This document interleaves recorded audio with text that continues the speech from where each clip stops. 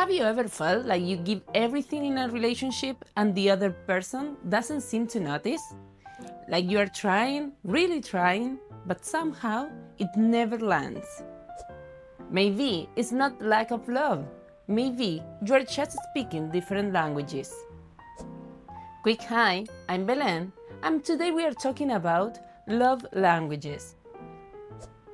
And not just in romantic relationships. This applies to friendships, to family, parents and kids, even co-workers. Because at the end of the day, this isn't about couples. It's about how people feel valued. What are love languages? The idea is simple. Not everyone gives love the same way. And not everyone feels love in the same way either. You can care deeply about someone, but if you express it in a way they don't really recognize, that love kind of gets lost. Not because it's not there, but because it's not understood. Let's break them down. First one, words of affirmation. For some people, words really matter. I love you. I'm proud of you. I appreciate what you did. If they don't hear it, they feel something is missing. And it's not about dramatic speeches. Sometimes a simple thank you means everything. Second, quality time. Quality time is about being truly present with someone. It's not just sitting in the same room while each person is on their own screen. It's choosing to actually pay attention. It means putting your phone down, look at the other person, and really listening to what they are saying. Not waiting for your turn to talk, but actually caring about what they feel. Third, act of service. Here, love shows up through action. Making coffee, helping with something stressful, doing things without being asked. And it's not just, I'm doing everything for you. It's, I care enough to make your life easier. Physical touch. And no, this isn't just about sex. It's hugs, holding hands, a hand off the back when you are walked by. For these people, touch is emotional connection.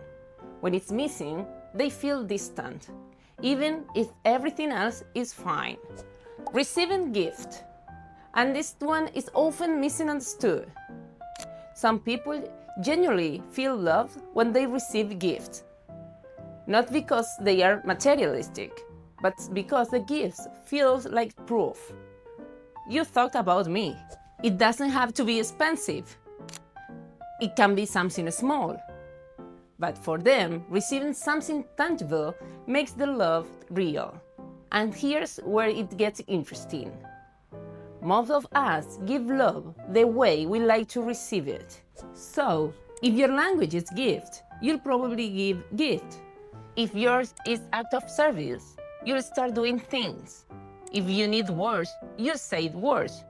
And this shows up a lot in families. For example, sometimes kids don't actually want more toys. They want their parent to sit down and play with them. But some parents think, when I was a little, I didn't have all this. I'll give my child everything I didn't have. So they buy gifts, more toys, more things. And then they feel hurt when the child doesn't seem grateful. But maybe what the child really wanted was time. But what if the other person speaks something different? That's when both people feel unappreciated, even though both are trying. Understanding love languages doesn't magically fix everything, but it prevents a lot of unnecessary frustration. Because sometimes love isn't missing, it's just not being translated. And if this made you think about your own relationships with your partner, with your parents, your kids, your friends, take a second to like the video or subscribe. It really helps the channel grow. So, what's your love language?